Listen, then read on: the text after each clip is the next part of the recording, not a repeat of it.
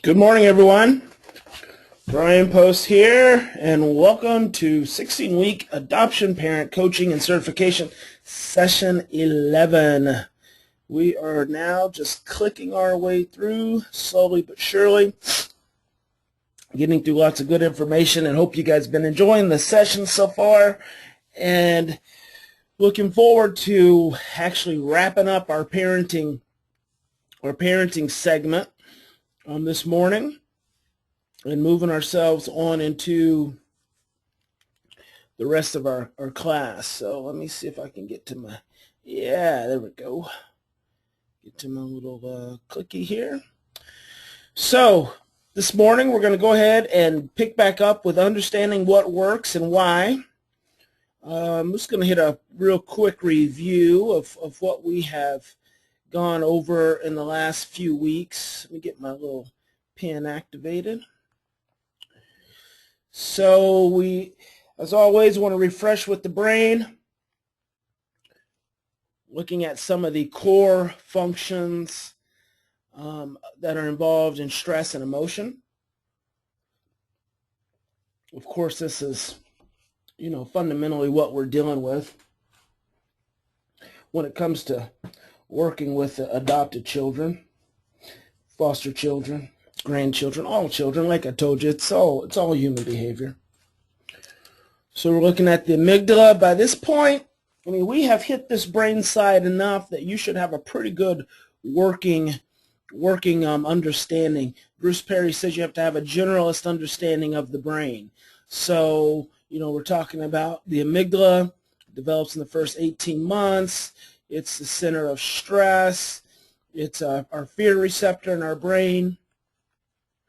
It is unconscious, and it is emotional. The amygdala does not think. The amygdala pours out stress hormones, which pass through the pituitary, and then they pass by the hypothalamus, which is also located next to the pituitary. And what is supposed to happen in ideal situations is the hypothalamus is then supposed to sense the cortisol and trigger an oxytocin response. And oxytocin is the brain's anti-stress hormone. This is what it's really all about. It's all about oxytocin, in the opinion of Brian Post. I think everything ultimately we do in relationship, we want to be focused on, as much as possible, creating oxytocin opportunities, because oxytocin is what calms and soothes the brain, which allows the cortisol to slow down. And when the cortisol slows down, so I like to use this, let's look at it this way. So you have the cortisol that's pumping out, all right? So that's a solid line. Then you have the hypothalamus that comes in here and releases oxytocin. What that now does is it slows down the cortisol. So then the cortisol now passes the hippocampus. Well, because the cortisol has been slowed down, it doesn't overwhelm the hippocampus, so it is able to activate the hippocampus in an effective way. Short-term memory kicks in. Short-term memory, which allows us to maintain a state of regulation. And then the short-term memory is then connected to our prefrontal cortex or orbital frontal cortex, which is considered our social and emotional control center. It's actually referred to as the executive control center for all social and emotional relationships. Now, because the cortisol has been slowed down, because the oxytocin is working effectively, then the orbital frontal cortex is able to activate effectively, and what comes out socially and emotionally is something very positive. All right? So that's an easy way to look at it. I don't know that it can get too much more difficult than that. So what we can do, since we're kind of in review mode here, let's clear that. What we can then do is say the counter to that. So we talk about stress. We talk about trauma. What is trauma? You should have a good working definition of what trauma is right now. Trauma is any stressful event which is prolonged, overwhelming, and unpredictable. That's all you need. Don't make it too complicated. In fact, I say don't make it too complicated. The reality is, as soon as you start making it too complicated, it's because you're already stressed. Because when you get stressed, your thinking becomes confused and distorted, and your short-term memory is suppressed. That is the whole reason you want to assimilate this into a working paradigm, into a working model through which you see the world, because that way you don't get overwhelmed by these scenarios, these situations, the things that show up. Does that make sense? If it's not a working paradigm, then when something stressful shows up, you're going to revert to your old paradigm, which is informed by your past parenting blueprints. So we want to work on changing this into a working paradigm so that even when we are not being as regulated as we would like to be, even when we are being not as present as we would like to be, in that moment we can be mindful that we are not where we ultimately want to be, and that will actually move us forward a little more in being closer to where we want to be. Now, you're going to need to listen to that again, because that's actually pretty profound. So I'll say it again. When you are able to make this information a part of your working paradigm, when things that are stressful show up in your life, and most of you probably already have this. You've been doing this work, learning about this work, practicing this work for quite a while. Most of you taking this course, so you already have this. Is already a part of your working paradigm. But you struggle. There are areas where you struggle, and areas where you challenge, whether it's your child in school or siblings or what have you, ex-spouses. When stressful things show up, because you have made this a part of your working paradigm, you will have already begun developing a level of mindfulness of where you want to be. And because you have been working on developing a level of mindfulness for where you want to be, when you are outside of that, or when you are acting and operating in a fashion that is not consistent and not congruent with where you want to be, the mindfulness that you have developed, which is a part of this paradigm, paying attention, understanding, being aware, being attuned, the mindfulness that you have developed allows you to say in that moment, even if you don't stop doing anything different in that moment, but in that moment, your mindfulness says, this is not congruent with who you want to be. This is not congruent with where you want to be.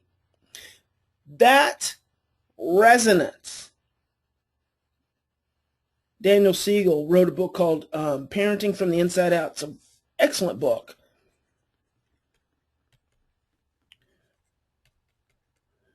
Parenting from the Inside Out. Siegel.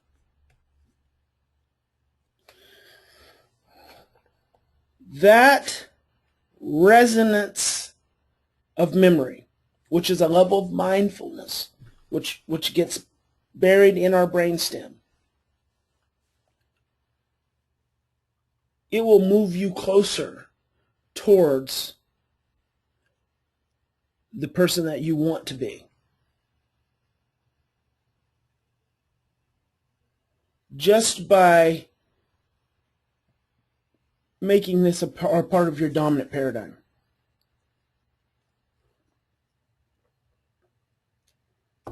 And that's the process of repetition. See, the repetition, which goes into changing your brain, rerouting pathways, turning on new pathways. A paradigm fundamentally is a pathway that gets activated in a certain situation. So we can reroute paradigm, we can reroute pathways, and those pathways reroute our responses or reactions to given situations. Okay, so trauma. So we're talking about trauma. Any stressful event which is prolonged, overwhelming, or unpredictable. The amygdala gets activated. The amygdala pumps out cortisol. And in this instance, the hypothalamus is supposed to come down and release. But for whatever traumatic reasons that the child has experienced, that they are not, number one, capable of releasing a sufficient enough amount of oxytocin. Or they do not have an effective, I used to call it an effective hippocampal extension, but that's before I learned about the hypothalamus. So actually it's an effective hypothalamic extension. It's the parent's hypothalamus that's able to go in, like it's literally extending their hand into the child's brain and turning on the child's hypothalamic functions, releasing the oxytocin. But in the instance of stress that is more traumatic in nature, I just want to make this bigger. I want to make this stronger. It's more overwhelming. So in the presence of stress that is more traumatic in nature, more overwhelming, more unpredictable, this equivalent level of oxytocin as experienced the last time is not enough. It's not enough to slow down the overwhelming amount of cortisol. And pretty soon, the oxytocin response shuts down altogether. So now it hits the hippocampus. The hippocampus reacts to the stress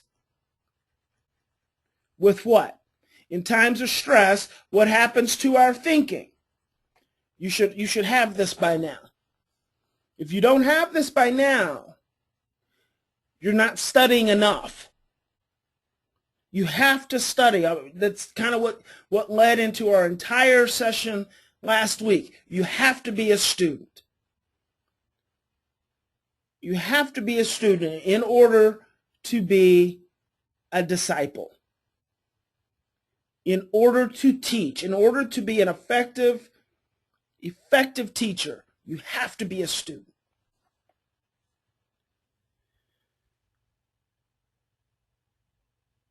So what happens to our thinking? Simple, confused, and distorted. See, you should be able to nail down and lock into some pretty dominant principles about this paradigm, which is interesting because I've said over and over throughout the years, I really need to write down what are these really core fundamental scientific findings that really define this entire model, that really define us in relationship. And this is one of them. In times of stress, our thinking becomes confused and distorted and suppresses our short-term memory. I believe that came from Joseph Ledoux. That's where that came from. Joseph Ledoux, The Emotional Brain. Excellent book. Excellent book. I'll have to find that book. It's been so long since I read that. Oh my gosh, it's been years.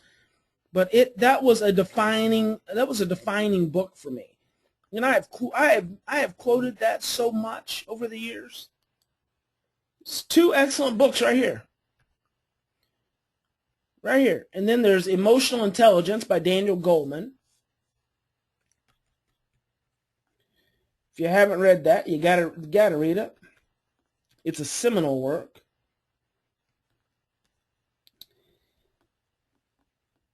And then there is one by Alan Schroff. And it is phenomenal. But it's pretty heady. Golly, it's been so long since I read it.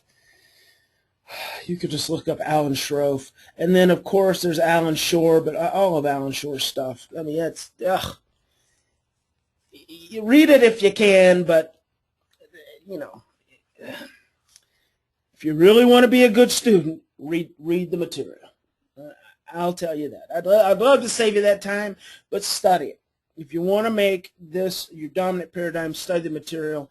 And then Bruce Perry, his boy raised as a dog is pretty good.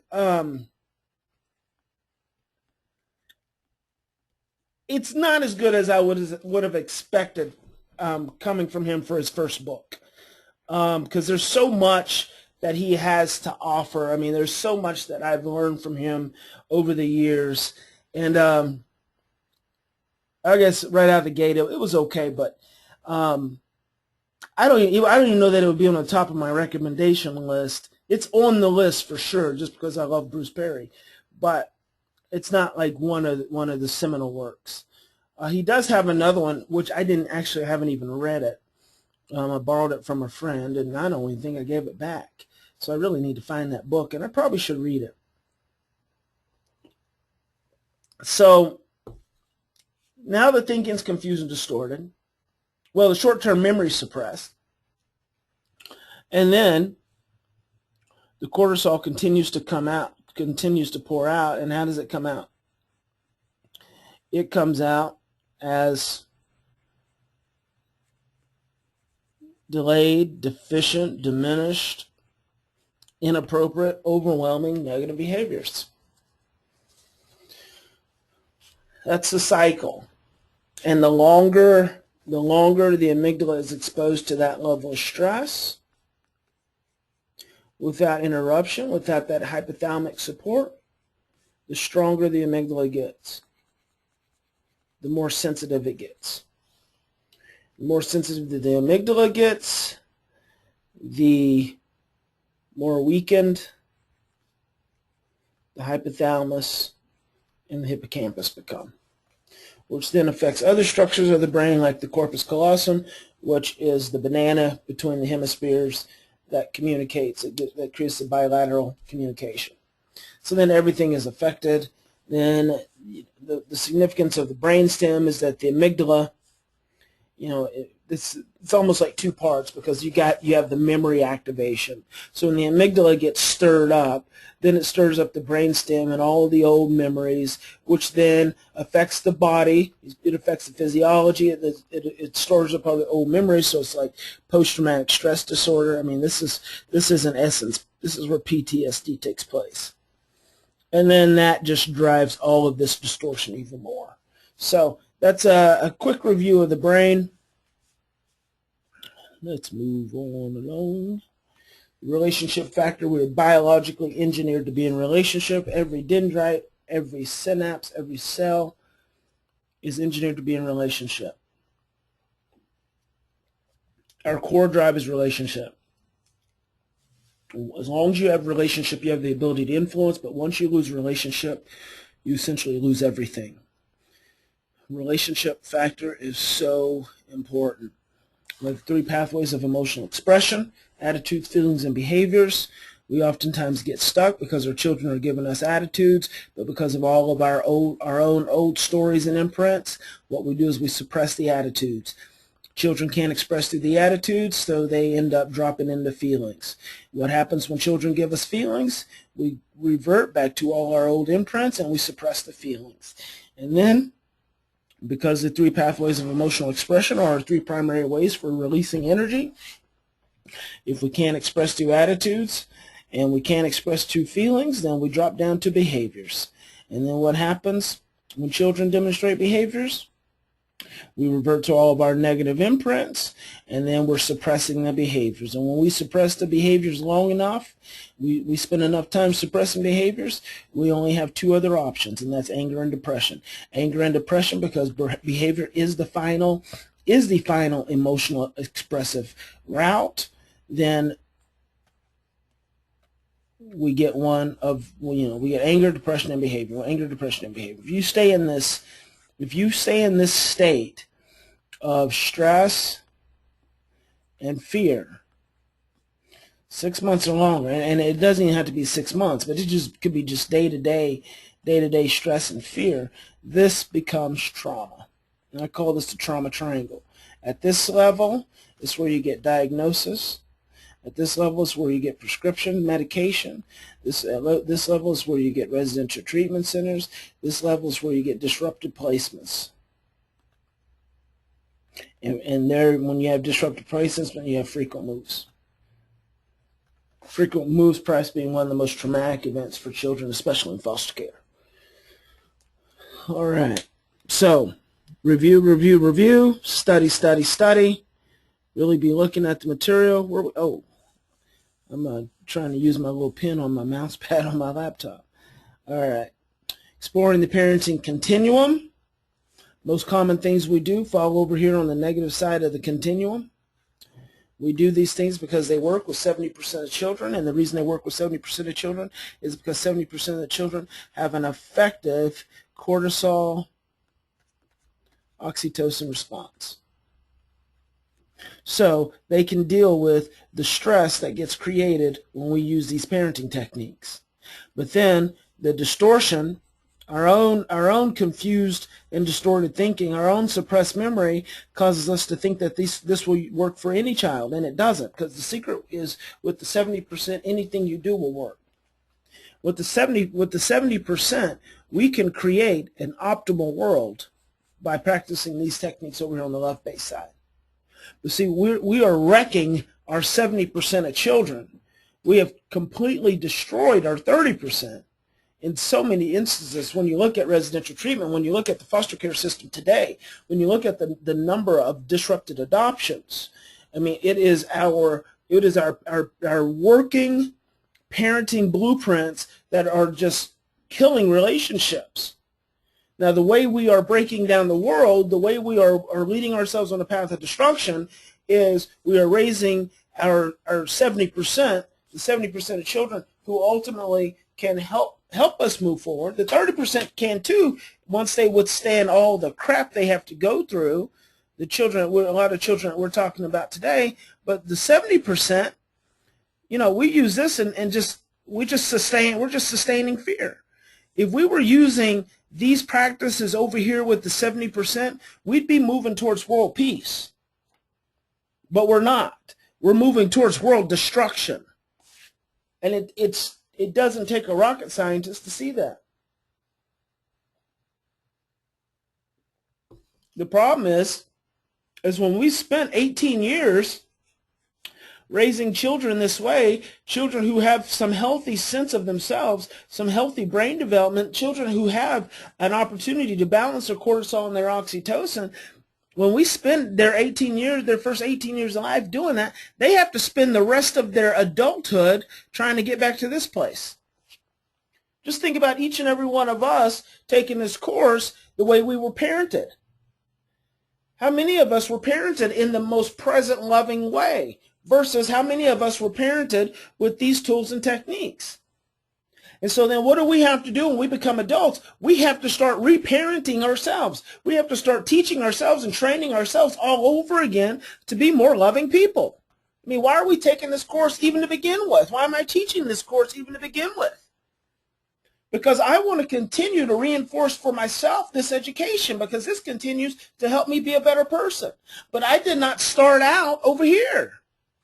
I started out over here. And it has taken me 20 years or more. I'd say I probably started, at some level, I'd say I probably started at around 16. But otherwise, it's taken me 20 years. I've been a social worker for come June 4th next week, which is my birthday. I will have been a social worker at some level for 21 years. 21 years come June 4th. And I have been studying trauma and attachment for the last 15 of those 21 years. So I've been doing this for quite a while. It's amazing how time flies.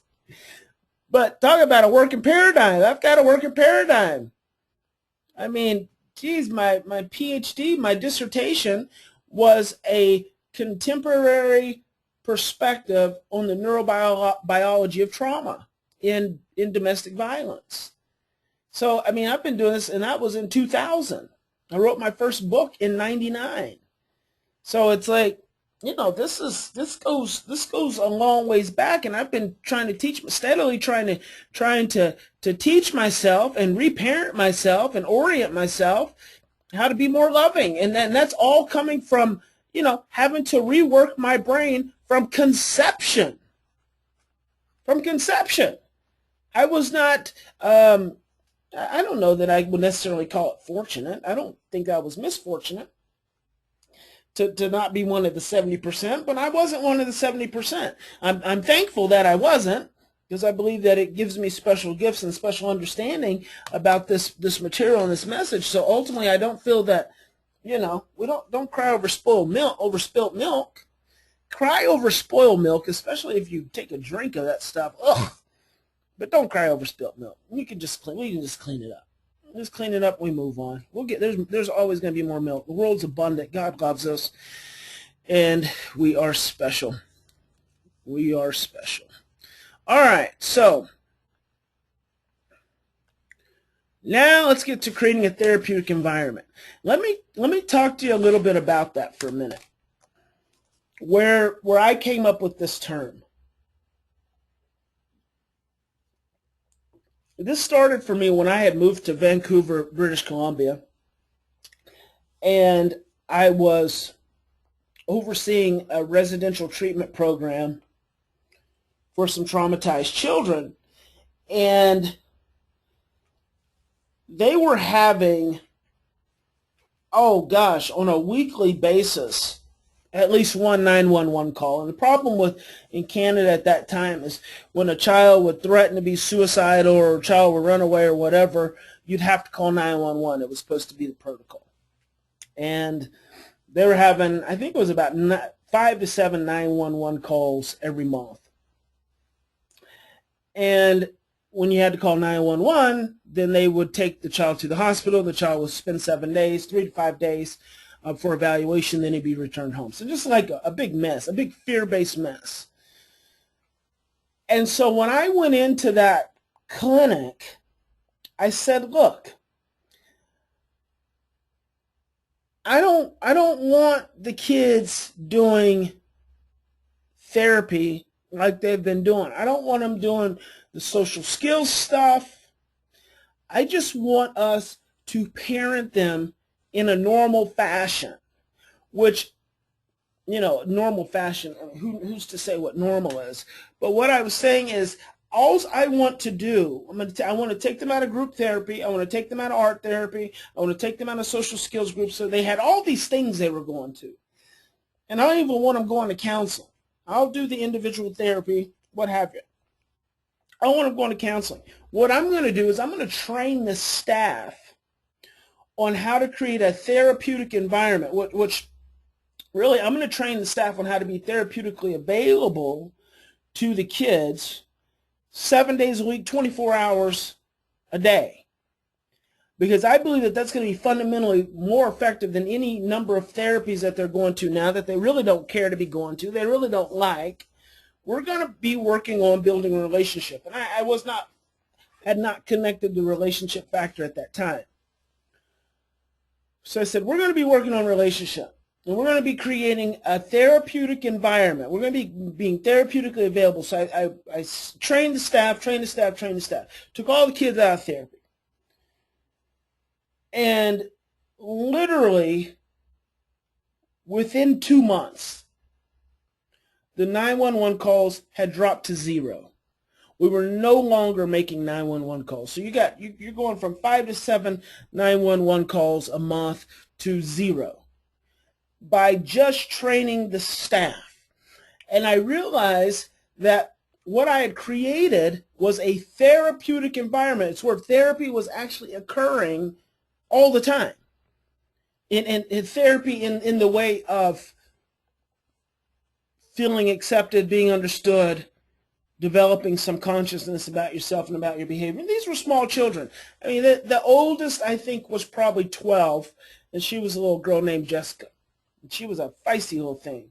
And the youngest was a little kid. I can't even remember his name, but he was about 5. And he and his brother were in the program, and his brother was about 11 also.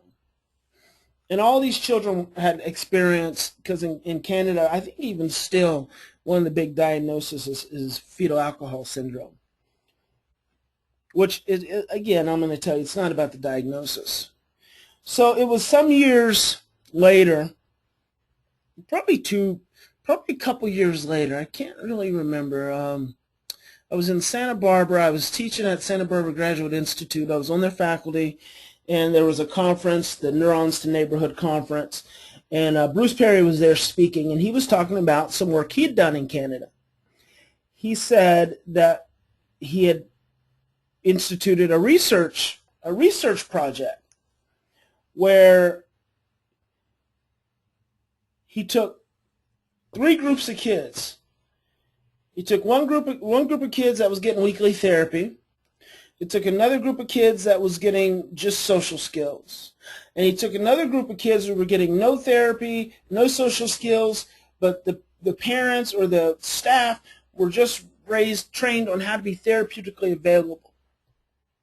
And at the end of that, and it's been so long since I even talked about that research project that he had discussed, but at the end of that, the children who were getting no therapy and no social skills, their behavior had improved 3 times over the children who were getting therapy and the social skills. Just by creating that therapeutic environment, training the staff to be therapeutically available. And he said he also realized that when a child, talking about the levels of memory, the cognitive, the emotional, the motor, and the state, he said when a traumatized child comes into my office,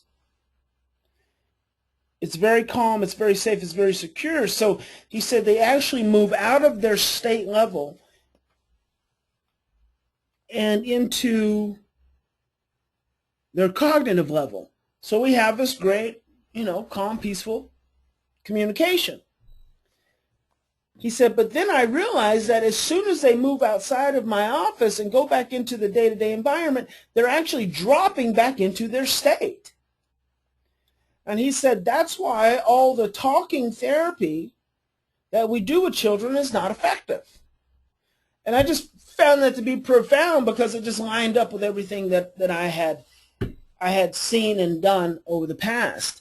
So let's talk about what goes into creating a therapeutic environment. The first is mindfulness. And mindfulness is the ability to pay attention. The operative words being pay and attention. And we could even change pay to direct. The ability to direct your attention on a task, on yourself, on a situation, so that you are not being bombarded with the potential stressful past experiences and messages of your past, from your past. Because when you do that, you're in a very unconscious place. Mindfulness requires a great deal of presence. Mindfulness is the ability, it's the third eye, it's the bird. It's the bird's view. So if you can think about mindfulness as the bird's view, the ability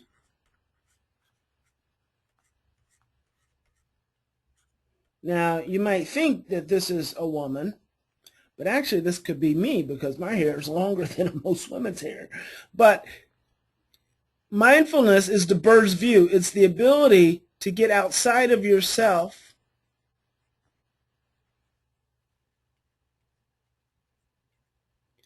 and watch yourself. Pay attention to yourself. Listen to yourself. And I want you to do that with me right now. Let's just pause for a moment. One of the keys to mindfulness is breathing.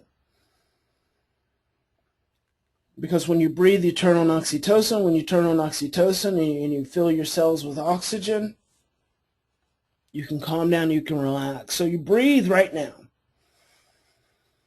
Inhale through your nose, exhale out of your mouth, and direct your attention to your body.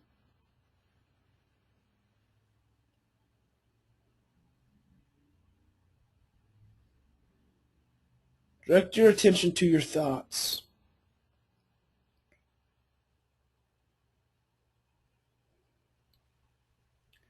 What's going on with your feet right now?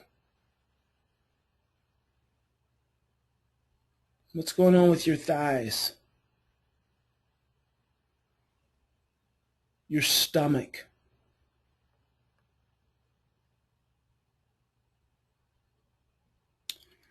My stomach's looking a little big right now. Bring your thoughts back. What's going on with your neck, your back? Where are your thoughts right now?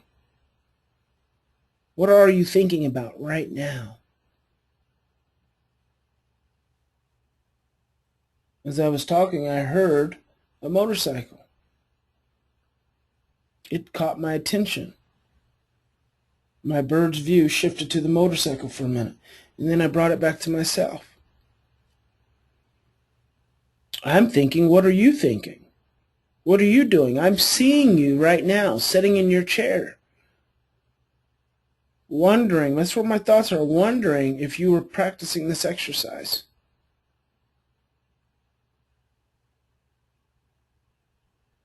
I can feel tingling in my fingers. My thoughts have become very slow. And then I breathe.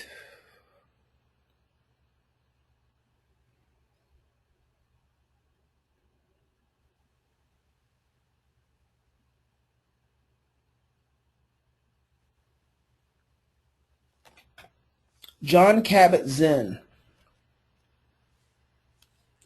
Very, very good teacher for mindfulness, and his lovely wife, Mila Zinn.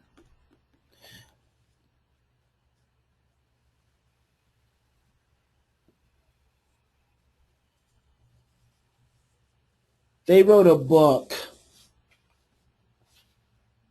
Oh, gosh. I want to say it's called Mindful Parenting, The Way of Mindful Parenting. But I can't be 100% sure about that. But it wouldn't be hard for you to find. Jon Kabat-Zinn and Mila Zinn. Be a useful. I would definitely put that on the list of books for you to read.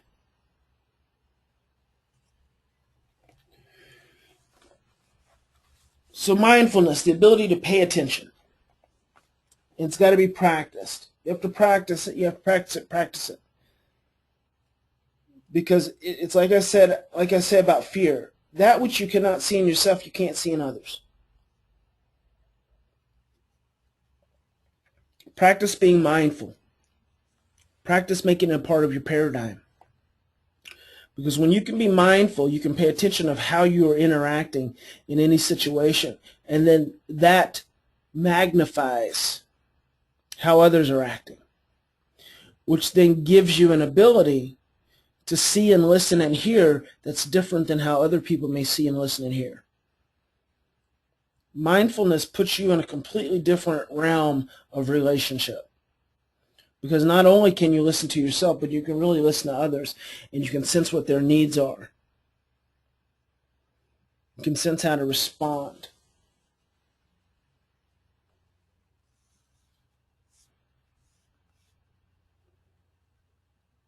Understanding. The fundamental understanding is fear. Understanding the dynamic of fear. Understanding how stress plays out. Understanding your history. Understanding your birth. Understanding what's going on with your child. See, the biggest challenge is just to confront our blueprints. That is the biggest challenge, is to be able to get outside of the things that we have been conditioned by, the blueprints that we have been conditioned by, and to be able to start doing something different. I mean, my daughter just turned 19 last week, May 25th, 19 years old. And 17 years to that day, I made the decision and made the commitment to her that I would never hit her, that I would never use violence against her because of our little interaction in the kitchen when she was 2 and she peed on the floor and I swatted her on the butt and she had the big crocodile tear, and I made a commitment to her that day that I would never hit her again. I would never use force as a way of helping her to learn, which we know that that's pretty much backwards anyway, because as soon as you start using force, you stress out the brain, and then what happens to thinking? It's confused and distorted, and short-term memory suppressed. But I had been whipped as a child. It's the most natural thing. It is the most natural thing in the world for me to want to whip an acting out child. I mean, that imprint is still there. I mean, that message is still there. That's how powerful that is. In 20 years of conditioning, I haven't hit a child in 20 years. My 2-year-old daughter was the last child I ever put my hands on in that way. So, but to know that that imprint is still there is really powerful. It's really powerful. And then understanding stress. You know, we're talking about creating a therapeutic environment. But here's the thing. As parents, parenting is stressful. It is so stressful. And in so many families and homes, that stress is not being interrupted. In so many families and homes, they are living in a traumatic environment and not a therapeutic environment. The parents are under constant anxiety. They're not sleeping well. They're not eating well. They don't smile. They don't laugh. The joy has diminished. And once the joy goes, you cannot have secure attachment, because fear starts to reign supreme. Parenting is stressful. And so one of the primary tasks in creating a therapeutic environment is helping parents learn how to take care of themselves. Helping parents learn how to take moments for self-care. Now, what does that even look like? Just to give you a very small example, for me, it can be going outside and cleaning my motorcycle, going outside and cleaning out my truck, taking the dog out for a little walk. See, that's self-care. And being very mindful about enjoying and calming myself down while doing those things, and then being very mindful about re-engaging my family. See, that's self-care. It's the very little things that we do. I mean, the last couple of classes, I've come to the office to record, or I've done them when no one else was at home. That's self-care. Yesterday, I was flying for many hours. I had 3 legs of flights, and I drank lots of water. That's self-care. And I took small naps. That's self-care. And when I got home, I knew I was grumpy. The mindfulness of my grumpiness, the mindfulness of my agitation, the mindfulness of my stress, that's self-care. So my wife and I hung out. We walked the dog. She gave me a little time to play with the dog. We all went out. The family went out. We had a nice dinner. I got to bed early. That's self-care. And this morning, I feel great. I feel great. And so now I get more great, fantastic family time today, and I'm excited about it. I was supposed to have driven 4 hours once I landed yesterday to Oklahoma City because I promised Michaela she's going to get a car this weekend. But things happened, and I was tired and said, honey, I'm sorry, I just can't come this weekend. That's self-care. I mean, we have to make those efforts to take care of ourselves as parents. We have to understand our own fear and our own stress. If we don't, we cannot take care of our children. We cannot create therapeutic environments if we, as the dominant oxytocin creators, are not releasing oxytocin. It's common sense, but common sense ain't that common. If we are stressed out as parents and we are primarily responsible for regulating the home, then we are being dysregulated. Therefore, the home is not going to be regulated.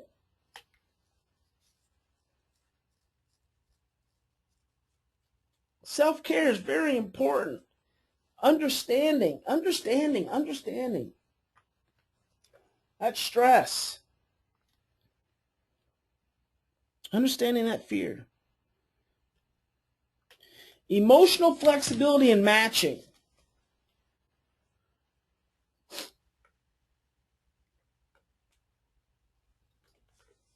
We all have a window of tolerance for how much stress we can handle. It's when our window of tolerance starts to be challenged. It's when we have exceeded our window of tolerance and we move into dysregulation that we stop being emotionally flexible, that we start being more rigid. And when we're not emotionally flexible, it's very hard for us to take in and contain and regulate additional sensory stimulation. Is that point clear? When we have reached our own windows of tolerance, it is very difficult for us to take in any more sensory stimulation. We cannot regulate any more sensory stimulation because we have hit the limits of our own ability to regulate emotion. So any other sensory input becomes more than we can handle. So if we have hit our own window of tolerance and then our children have needs, it's very difficult for us to regulate their emotions in that relationship and exchange. We become rigid instead of flexible. That's why mindfulness is important. That's why understanding is important, because it will keep us within emotional flexibility. And emotional flexibility is what allows us to give our children permission to have attitudes and feelings and behaviors by being emotionally flexible instead of emotionally rigid. When you are emotionally flexible, your energy flows. It is not constricted. Emotional flexibility allows energy to flow, rather than emotional rigidity, which keeps it very constricted. Very important. You have to be able to have emotional flexibility, that energetic flexibility. Remember, emotion, energy and motion. You have to be able to allow that energy in your body, in your brain, in the environment to be flexible as opposed to rigid. The moment we're becoming rigid, we are creating cortisol in the environment and shutting down oxytocin. Now, what's an example of this? An example is asking your child to turn the television off, and they don't do it. They don't do it because they are in a state of transition. They are in a state of adjustment. Emotional rigidity is when we then increase the cortisol because we can't take any more stimulation, and we demand that the television get turned off right now. Emotional flexibility is when we take a deep breath, we allow the energy to continue to flow, we give it some time, we wait a few seconds, a minute, and then we go back, we say, son, I need you to turn the TV off. Come on, it's time to go. And you can work with your child in that place. You create those repetitions, you create enough repetitions, you stop running into those constant defiant challenges. But you have to have the repetition. Now, what is emotional matching?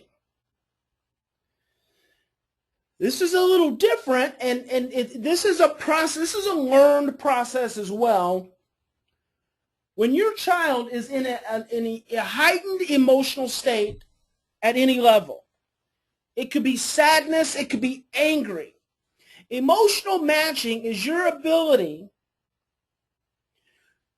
to connect with the emotion that is being presented in that moment. So if your child is sad, emotional matching is the ability to bring your own state of emotion to a matching state of your child's. If they're sad, it's your ability, it's almost like empathy. It's your ability to connect to the emotion that they are experiencing. When you can match your child's emotion and you can maintain a regulated state, it helps you to contain their emotion, which creates safety, which then allows you to release oxytocin in the experience.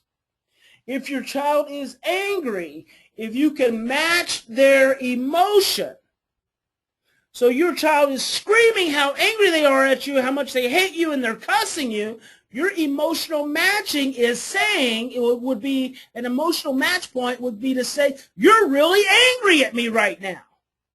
Well, let me have it. Tell me how angry you are. Scream at me if that's what you need to do. I get how angry you are, and I want to hear it. See, that's emotional matching of anger. Emotional matching at any level, but it's different. It's different than just being emotional.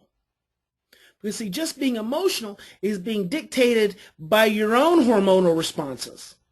Emotional matching is your ability to be regulated and connected to your child in the presence of their hormonal and emotional responses. So it's very important, and it takes time and it takes practice. But I've got with all the group homework that I did, I've had great opportunities with all the family work. Actually, I've had great opportunities to practice emotional matching because you can be in a heightened state. I remember working with a therapist, a colleague of mine, working with he and his girlfriend at the time, and he got really triggered, and we were in the middle of his living room floor just yelling at one another. Him telling me I didn't understand, and me telling him I did understand. I mean, we were face to face, just like blowing it out. And we were both safe. That's emotional matching. And he's a beautiful, dear friend of mine. He's a great therapist in LA that I refer a lot of families to. That's emotional matching. So you have to practice emotional matching because, see, a lot of times when we start to match our children's emotions, we have a tendency to lose our mindfulness. When you are matching, you have to be mindful at the same time. Matching is to create containment and regulation and ultimately oxytocin.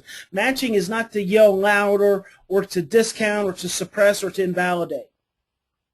Matching is to raise to the occasion to contain what's being experienced and what's being expressed. See, that's a lot of times what happens with anger is because parents get triggered and go into an unconscious place, go into a place lacking mindfulness, go into a place lacking understanding, then they emotionally abandon their child in that moment, and then the child becomes more aggressive because energetically they feel abandoned. Or in the dynamic, the parent becomes angry when the child's angry, and then there's threat present. It's not containment. Big difference. Big difference. Awareness, affection, and attunement, the 3 A's.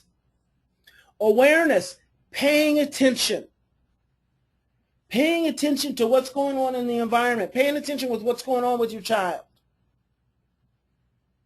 Very important to be aware of yourself and your child in situations. Any situation. And then affection.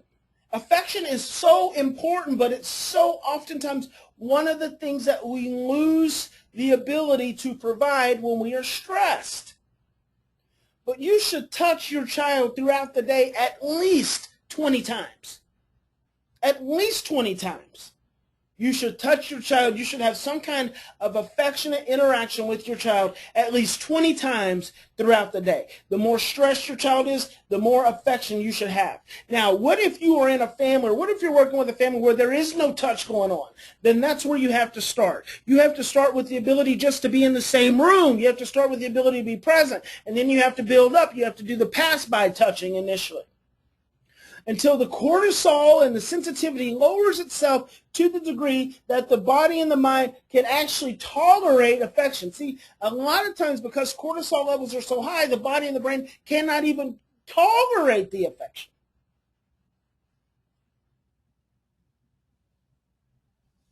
And affection is critical.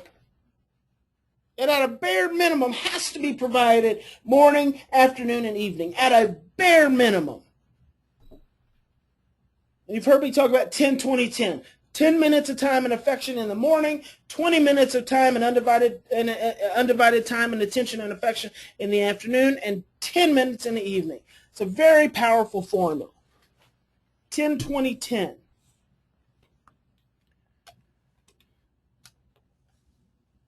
Attunement. It's like tuning into a radio station. I remember I first wrote that when I wrote my first book, For All Things a Season. Attunement. You have to get tuned in and be on the, when you're tuned into the right station, to the right frequency, the music is clear. But when you're not tuned in, the music is very distorted. It's too much static. So being tuned into yourself and your child is the dance, and it's the flow of parenting. It's the rhythm.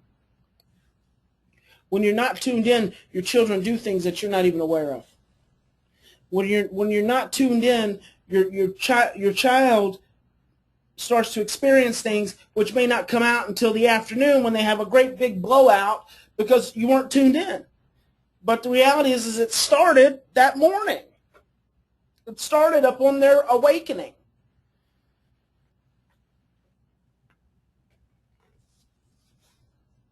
So attunement. The ability to listen to what is going on with your child and to understand their energy, to grasp their energy. Time in, we talked about that. Children don't act out for attention, they act out because they need attention. Doing time in instead of time out. And you don't use time in as a tool. You don't use it as a parenting tool. You don't say to your child, well, come on, you need to have some time in. Remember, I said to you, my goal for you is to go beyond tools and techniques. My goal for you is to become the tool. Be the tool in your family. You be the tool in your family. Don't use tools and techniques. Be the tool. Time in isn't time in. You don't say to your child, come in here, let's do time in. You say to your child, come here and hang out with me because you don't seem to be in a very good place. You seem to be really stressed out. Time in doesn't even become a part of it. You want to transcend any use of tools and techniques because those are all cognitive.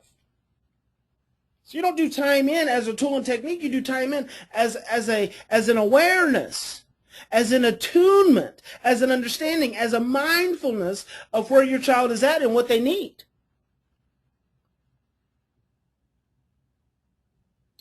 Containment. We talked a little bit about that. Reducing the space. There's emotional containment and environmental containment. Containment that's environmental, we discussed, is reducing the space that the child has to operate in. You know, it's like cutting off the playground, putting the child in a quarter of the playground instead of the whole playground. That's environmental containment. I'm doing the same thing with my puppy right now as I'm training her to be potty trained. When she comes out of her crate, which is environmental containment, she's in the kitchen, which is environmental containment. And then once she's pottied outside, she comes back in, and she's allowed to be in the living room, but I close the bathrooms, I close the bedroom doors.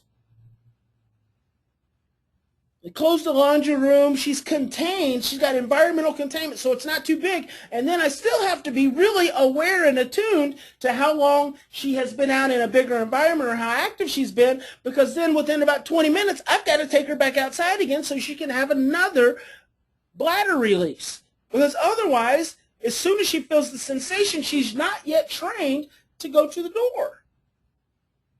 So environmental containment. Emotional containment is what I talked about with emotional flexibility and matching. You have to be able to, and I believe as a parent, you have to be able to emotionally contain a child before you should ever put their hands on them. If you can't contain your child emotionally, then you need to spend more time developing affective practices. Ultimately, you need to spend more time creating opportunities for affection with your child. Because emotional containment is just the ability to experience your child's emotional expressions without becoming overwhelmed and creating safety for them at the same time. So 2 forms of containment, emotional and environmental. 10-20-10, just mentioned that. 10 minutes of time, undivided time and attention and affection first thing in the morning, 20 minutes in the afternoon, and 10 minutes in the evening. That's for the most difficult child. And my formula has always been, if you'll do 10-20-10 for 2 weeks consistently with the most difficult child, you'll reduce any severe behavior by 50%, if not completely eliminate it.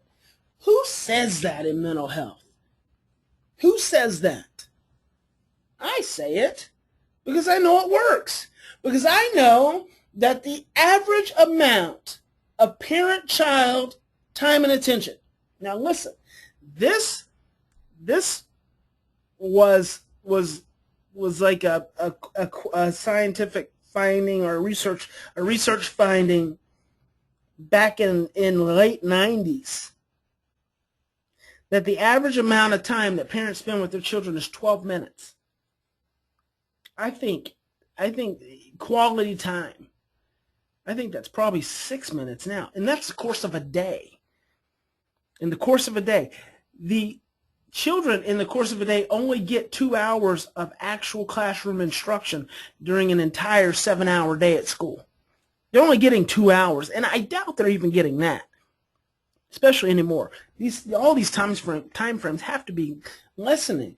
But back in the late 90s, research said that on average, parents spend 12 minutes of quality time and attention with their children. So when I come up with 10-20-10, I am quadrupling what was then an average amount of time that a parent spends with their child. So if their child is traumatized, if their child is stressed out, they're not even going to be spending 12 minutes of quality time and attention. So if I say 10-20-10, well, boom, first thing in the morning, you're getting 10 minutes in. Then in the afternoon, probably one of the most stressful times for the child, you're getting in 20. And then in the evening, another really stressful time, you're getting in another 10. I know if you do that consistently for 2 weeks, consistently means every day, mark it on the calendar, just like when you're dieting or working out. Do it consistently every day for 2 weeks, and you will see a 50% reduction, if not a complete elimination of your child's most severe behavior. That's what I've always said.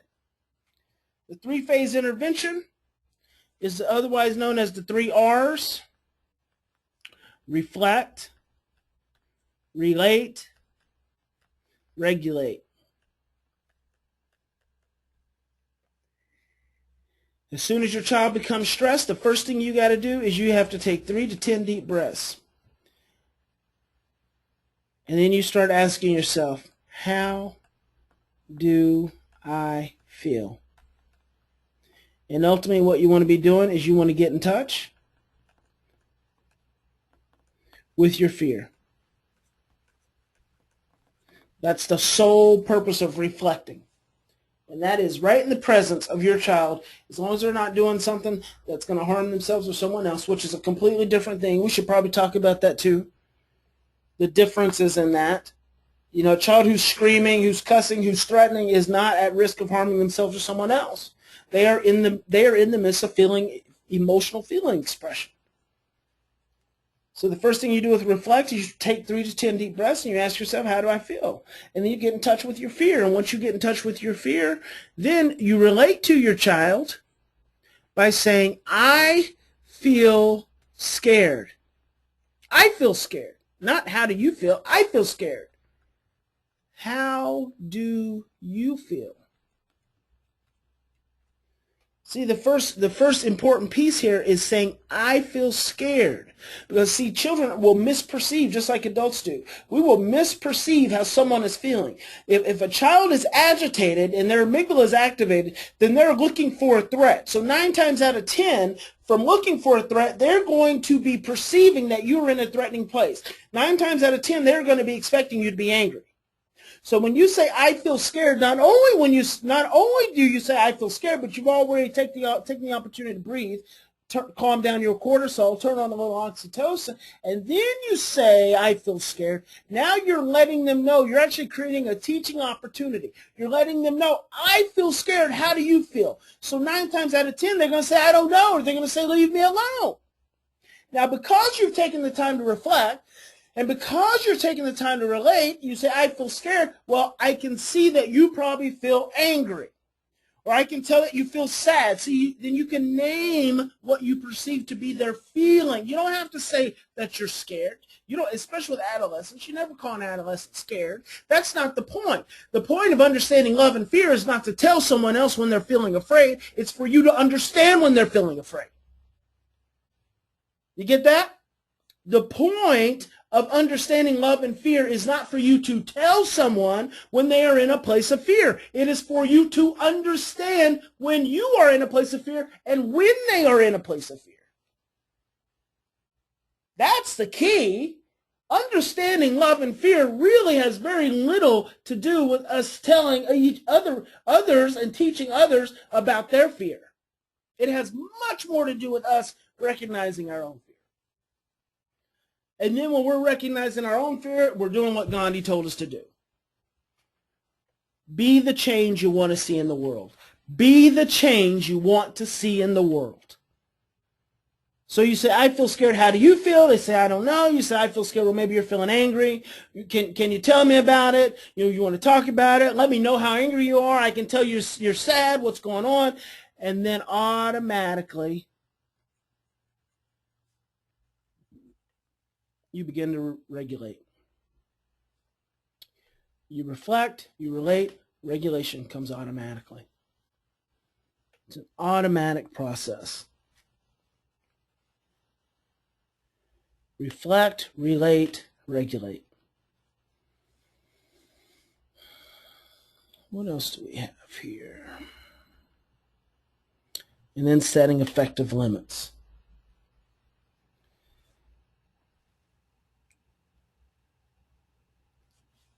I think I'm going to pick up on setting effective limits next session, because that requires a little bit more time than we have this morning. So we're going to pick up setting effective limits next week, next class. So that's going to bring us to the end of session 11. I hope you have enjoyed today's presentation. I hope there's something here that you can take away, you can utilize in your own life, in your teaching of others. Review. Lots of good stuff we shared today. I'll make sure I get you these PowerPoints with some of the annotations. Hopefully you're taking notes. And I just want to say God bless you. Choose love. Have a fantastic day.